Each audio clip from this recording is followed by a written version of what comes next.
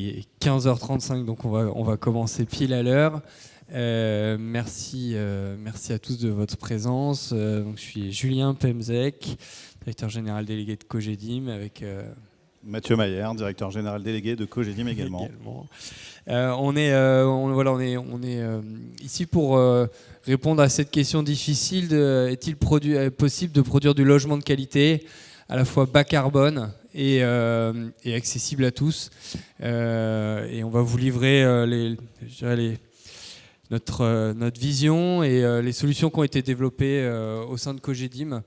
Je dirais prise de conscience également de cette nécessité de répondre à cette question. C'est une prise de conscience accélérée par les effets de la crise dans laquelle on est maintenant depuis 2 ans.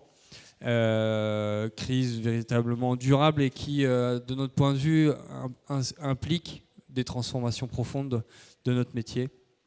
Alors pour réfléchir à tout ça, en fait on est reparti de notre client, ça semble évident, mais quelque part on a un peu le sentiment d'avoir un peu oublié ce client pendant quelques années, en se focalisant probablement énormément sur les attentes du territoire sans trop ou sans suffisamment réfléchir aux besoins réels de nos habitants de demain. Alors ça part d'un constat.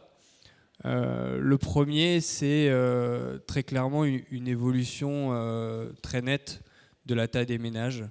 Il y a encore une vingtaine d'années, on était plus de 3 personnes par foyer. Aujourd'hui, on est un peu plus de 2, voire à Paris, moins de 2 personnes par foyer. Donc aujourd'hui, il est clair que ça constitue un élément important de la vision des programmes que nous devons développer, en ayant en tête que plus de 2 tiers des ménages sont constitués de 1 à 2 personnes maximum. Il y a aussi un enjeu qui sont des évolutions de mode de vie très claires. On a un mode de vie beaucoup moins linéaire, des évolutions aussi d'une structure familiale très différente, des enjeux de télétravail, d'écohabitation, de vieillissement de la population, tous ces éléments ayant un impact direct en fait sur notre mode d'habiter.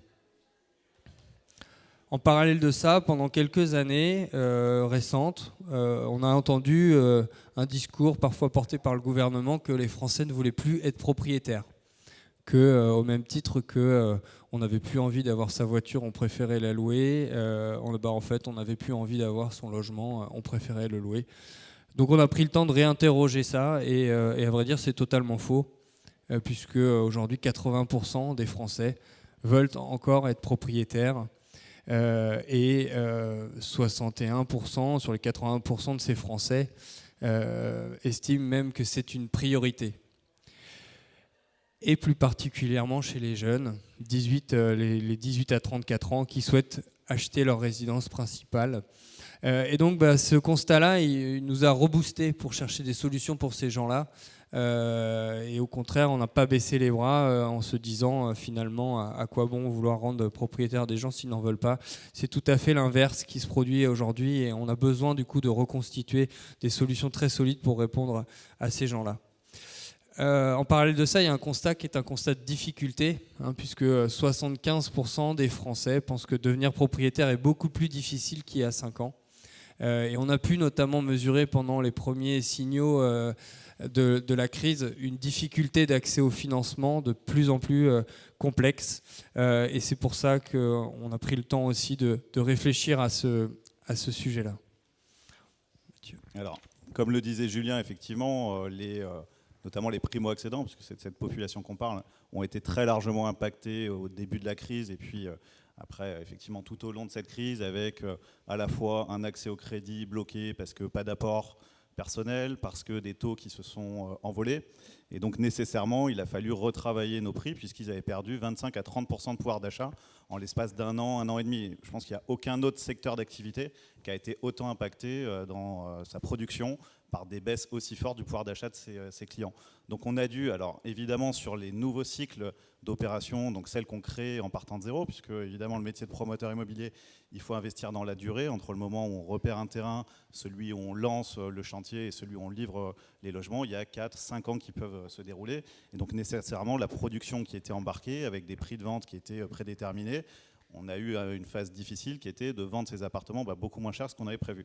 Donc quand on a réfléchi à reproduire une offre en partant de zéro, évidemment, comme le disait Julien, on est reparti nécessairement du pouvoir d'achat de nos clients, qui avait donc largement baissé, et en se disant combien va gagner un couple avec, par exemple, 2 SMIC, et comment on fait pour produire un logement qui puisse répondre finalement à ces personnes-là qui ont besoin d'acheter un logement.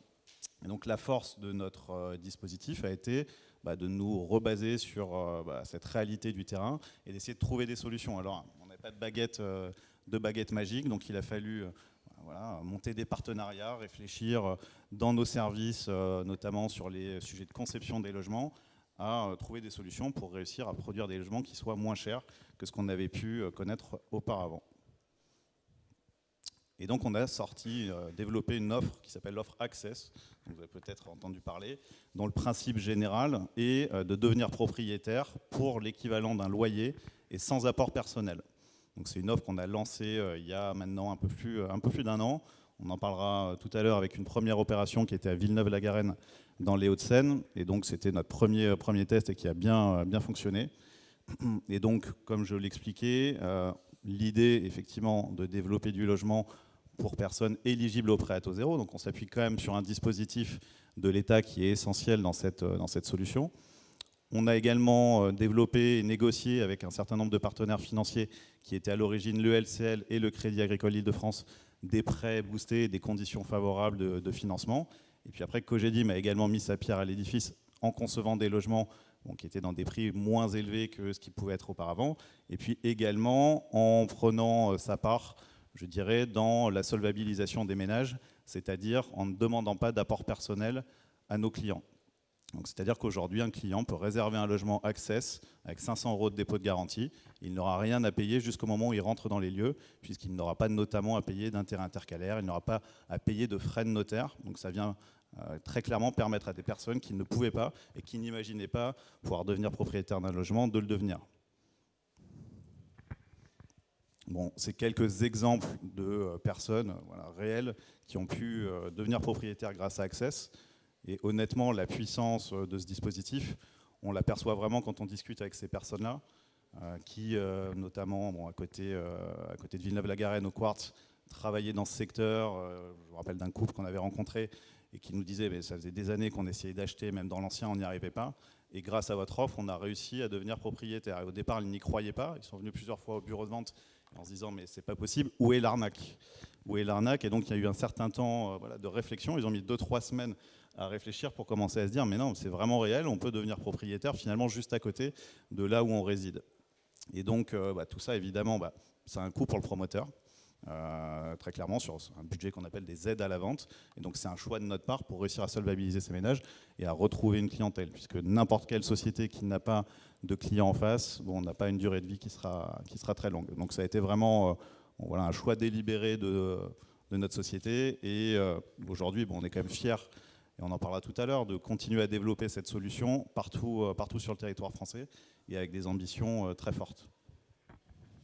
Alors Mathieu l'a dit, cette solution Access, c'est à la fois une équation financière nouvelle où, alors que d'habitude, lorsque vous voulez devenir propriétaire, il faut avoir mis un peu d'argent de côté, commencer à rembourser votre appartement alors que vous n'habitez pas dedans et donc supporter à un moment potentiellement à la fois un loyer et des mensualités. Donc là, on a mis au point toute une ingénierie financière poussée grâce à la contrepartie également du groupe Altarea, mise en face de 2 banques partenaires.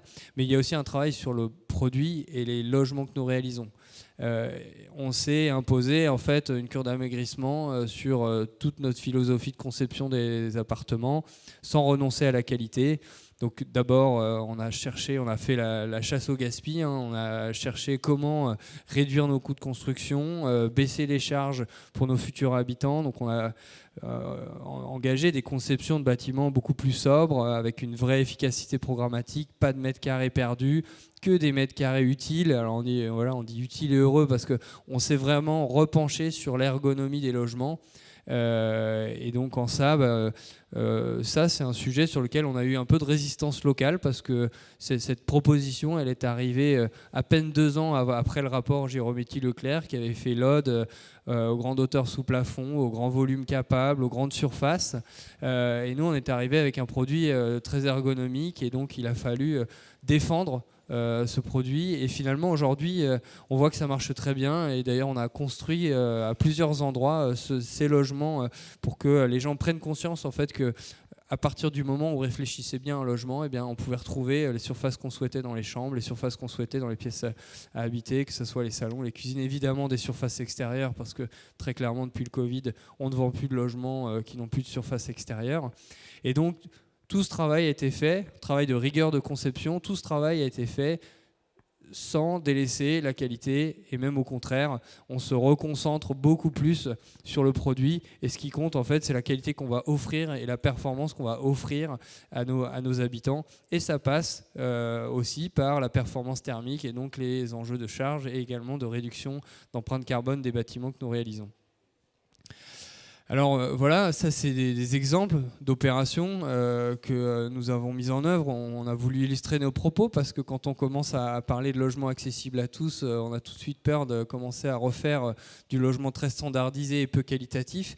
C'est tout l'opposé. Le projet dont tu parlais, Mathieu, Villeneuve-la-Garenne, est signé par Valode Épistre, par Denis Valode, donc voilà, un architecte qui a fait ses preuves en France et à l'international. On a une politique, je le disais tout à l'heure, aussi de surface extérieure très exigeante. Donc là, vous voyez un programme qu'on a lancé avec l'architecte Monique Masson à Dijon, même chose dans cet esprit de logement accessible à tous, mais avec des qualités intrinsèques importantes. Et un autre projet à Guérande qui exprime également ces propos. Tout ça est fait également sans délaisser l'aspect relatif à la réduction de l'empreinte carbone. Toute notre production aujourd'hui est alignée avec les enjeux de la taxonomie. Il répond également aux critères exigeants de la RE 2020 dans son application en 2025.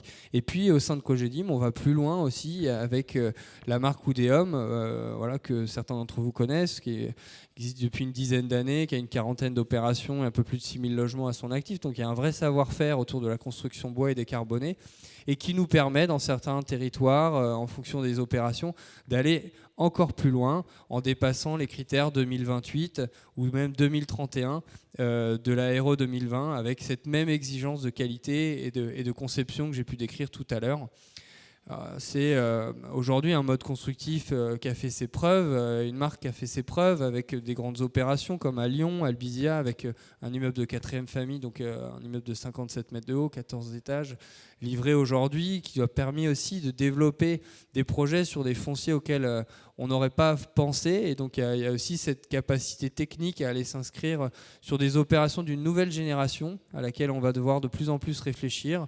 Par exemple, là, à Biot, le campus des Amandiers, c'est la transformation d'un campus de bureaux en opération résidentielle de 16 000 m².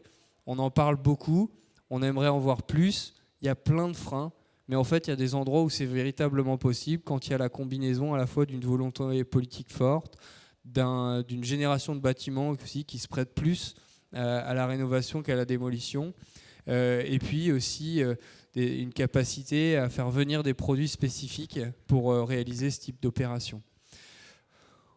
On va revenir sur un exemple réussi qu'on souhaite partager avec vous de cette proposition Access, donc de logement bas carbone et accessible à tous, à Villeneuve-la-Garenne, parce que je pense qu'il est intéressant d'en sortir quelques enseignements. C'est effectivement toujours bien de partir d'un cas concret, donc une opération à Villeneuve-la-Garenne dans les Hauts-de-Seine, comme je disais tout à l'heure, sur une ancienne friche industrielle qui était portée par le groupe Altarea auquel appartient Cogedim. Et à l'origine, pour la petite histoire, l'idée était de faire une extension de notre centre commercial qui est mitoyen, qui s'appelle le Quartz.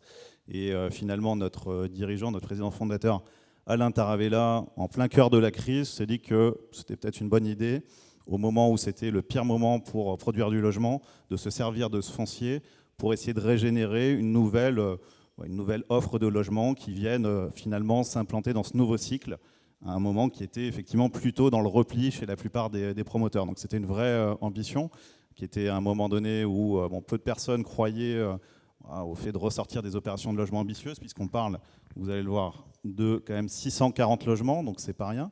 Il y a eu un travail à faire auprès de la mairie. Sur ces 640 logements, à l'origine, il y en avait un peu plus de 200 qui étaient prévus en bloc, vendus à des bailleurs sociaux. Et donc c'était malgré tout plus de 400 logements au détail, une ambition qui était forte dans un contexte de crise qui était à son summum. Alors, l'idée de ce projet est évidemment de s'inscrire en continuité du centre commercial. Et quand on l'a retravaillé en logement, la réflexion sur Access, encore une fois, était de partir vraiment du territoire et du pouvoir d'achat des habitants locaux. Donc il y a des études de marché qui ont été menées de manière très très précise sur les revenus des personnes, la composition du foyer. Et le programme a été vraiment bâti et dimensionné en fonction de ces paramètres. Et il a été donc lancé en fin du mois de mai l'année dernière. Et pour vous donner une idée, on avait donc lancé 500 logements au détail, puisqu'on a finalement décidé de faire moins de logements en bloc, compte tenu du fait que la commercialisation marchait très bien. Donc entre le mois de mai et décembre 2024, on a commercialisé 400 logements auprès de propriétaires, dans une période, encore une fois, dans laquelle l'ambiance était plutôt morose dans les résultats des promoteurs, avec évidemment des dégradations des résultats, des dégradations à l'échelle nationale du nombre de réservations. Donc pour nous, ça a été un signal très très fort pour se dire, finalement, en repartant de ces besoins-là, alors c'est très exigeant, comme l'expliquait Julien, ça implique de revenir vraiment sur des fondamentaux de conception, sur des partenariats exigeants avec des financiers, des banquiers qui nous accompagnent, et nous-mêmes de faire des efforts qui soient plus importants sur l'accompagnement auprès des clients, mais avec un résultat qui fonctionne, et qui fonctionne peut-être même mieux qu'avant la crise, parce qu'on a trouvé une clientèle et on a vraiment défini, encore une fois, le produit et le prix en fonction de celle-ci. Comme tu le disais tout à l'heure, dans la période précédente, il y avait une forme de facilité, je caricature un petit peu, mais dans laquelle tout se vendait à n'importe quel prix. Ce n'était pas tout à fait ça, mais on en était quand même un peu dans ce cas de figure. Et finalement, les erreurs qu'on aurait pu produire dans la conception de nos projets, de nos logements, étaient rattrapées par les prix de vente qui montaient. Et donc cette opération-là, c'était le premier totem de notre nouvelle offre Access. Et aujourd'hui, comme le montre cette carte-là, on a déjà développé sur le territoire plusieurs dizaines de logements, vraiment dans toutes les régions. Alors c'est vraiment parti très fort en Île-de-France au début. Voilà, exactement. Et aujourd'hui, on a déjà réservé plus de 700 logements Access à l'échelle nationale. Et au-delà des logements Access, il y a d'autres logements en résidence principale primo-accédants qui ont été réservés grâce à ce dispositif spécial. Et par ailleurs, on a à peu près 1000 logements qui sont encore à l'offre en Access aujourd'hui. Et d'ici la fin de l'année, on va en lancer 1000 de plus. Donc voilà, les ambitions sont fortes. Et les résultats, on parlait de Villeneuve-la-Garenne, mais sur les autres opérations qui ont été lancées à la fois en région parisienne et dans les autres régions, on a des vrais succès commerciaux. Donc c'est, je trouve dans ce contexte-là quelque chose d'hyper positif sur lequel s'appuyer pour développer des opérations qui correspondent vraiment aux besoins des habitants sur les territoires. Et on le dit souvent, c'est pas pour être toujours dans l'opposition, mais c'est vrai que ces opérations, elles fonctionnent aussi parce qu'il y a des 2 pièces, parce qu'il y a des 3 pièces. Et effectivement, il n'y a peut-être pas beaucoup de 4 pièces et 5 pièces, mais ça correspond vraiment à la demande des habitants. Et donc, quand on a effectivement des chartes dans certains secteurs d'aménagement, etc., qui viennent un petit peu à l'opposition du besoin et de la capacité de financement de ces personnes, on tire la sonnette d'alarme en disant que nous, l'objectif, c'est quand même de produire des logements pour des personnes qui pourront les acheter. Voilà, merci de votre attention. Si vous avez des questions avec Mathieu, on est à votre disposition pour y répondre.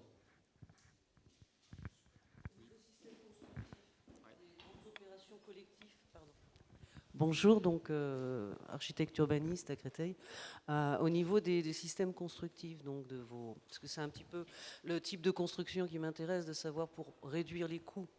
Parce qu'on a vu des images assez intéressantes, sympathiques, avec des balcons, etc. Pas aussi monolithiques qu'on aurait pu le penser au premier regard évoqué comme ça.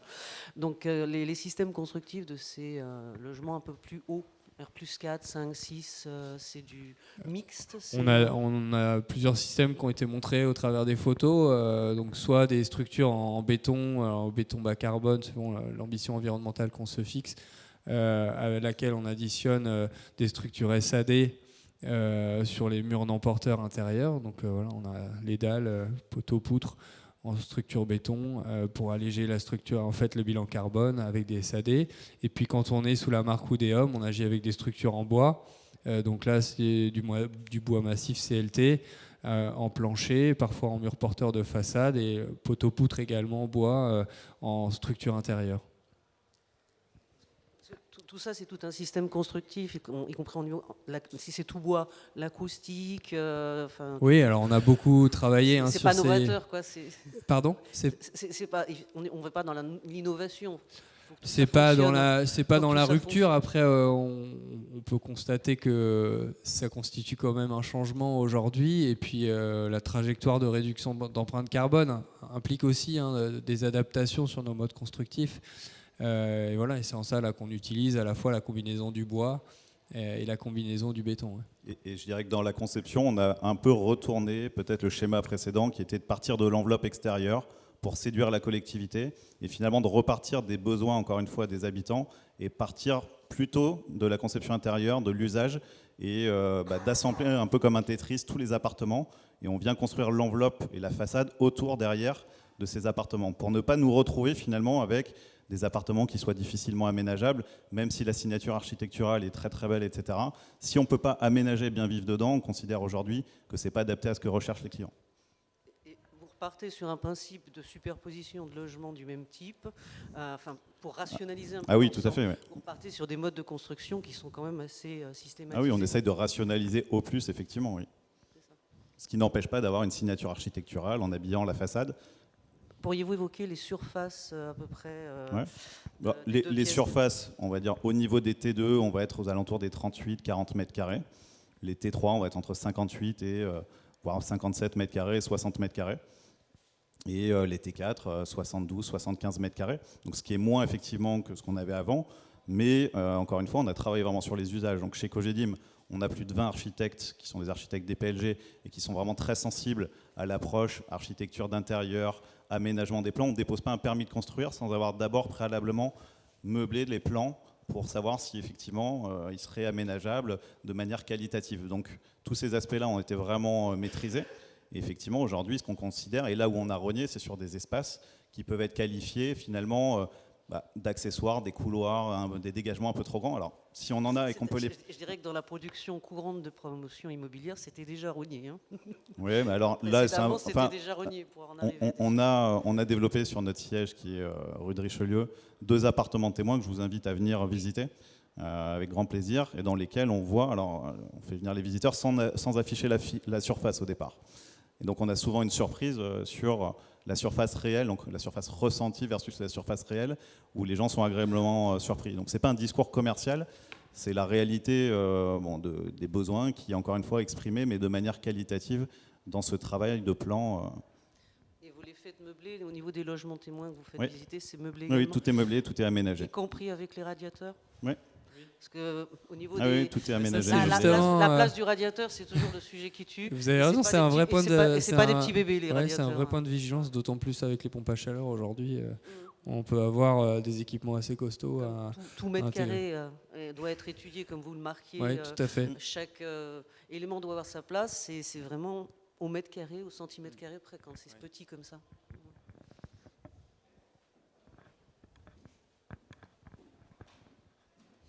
Est-ce qu'il y a d'autres questions ?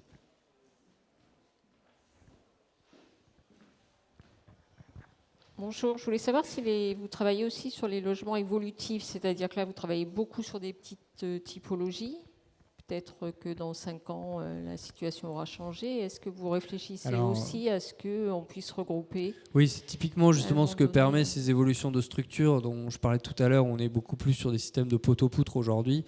Ça permet une beaucoup plus grande modularité. Alors cette modularité, les investisseurs institutionnels et les bailleurs sociaux arrivent à la mettre en œuvre. Et nous aussi, on a, pour les immeubles qu'on produit pour eux, mais nous aussi on peut la mettre en œuvre parce que lorsqu'on a face à nous une demande de 4 et 5 pièces, et ça existe encore, justement ce qu'on revendique, c'est d'être capable de faire du sur-mesure pour ces gens-là. Et grâce à ce système structurel, on sait beaucoup plus adapter la structure, et donc ça c'est valable aussi bien pour un immeuble en structure bois qu'en structure béton dorénavant avec ces systèmes poteaux-poutres. Merci.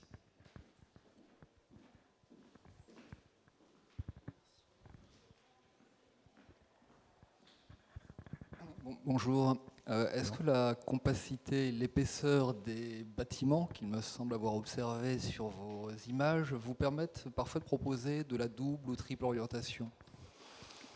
Oui, effectivement. Alors, la double orientation, elle est systématique de toute façon à partir du T3 à minima.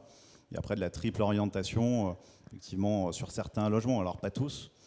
Et on travaille sur ces sujets-là. Et puis après, c'est vrai qu'on s'inscrit aussi beaucoup dans des chartes, des référentiels habitat durable de certaines métropoles, dans lesquelles sont de toute façon demandés aussi ces aspects-là, notamment pour tout ce qui est ventilation naturelle. D'ailleurs, la ventilation naturelle, là, ici, on serait content d'en avoir un peu plus. Oui, alors j'ai une question sur les frais de commercialisation. Oui. Avez-vous réussi avec ce produit Access, enfin ce nouveau concept, enfin vous y avez pensé certainement, mais avez-vous réussi à baisser vos coûts tout à fait, c'est une voilà. très bonne question. Effectivement, traditionnellement, les promoteurs, pour distribuer leurs programmes, ont recours à des prestataires, des partenaires extérieurs que sont des conseillers en gestion de patrimoine, des réseaux bancaires, et ça représentait historiquement environ 60-70% des réservations. Et sur Access, on a réussi à inverser le phénomène, et donc on est plutôt à 70% de ventes internes, donc réalisées par des conseillers commerciaux Cogedim, et seulement 30% de partenaires extérieurs, notamment les réseaux bancaires. Donc oui, ça vient baisser aussi le coût de distribution qui est souvent élevé avec des partenaires extérieurs, et ce qui permet aussi de participer à un prix du logement qui est moins cher.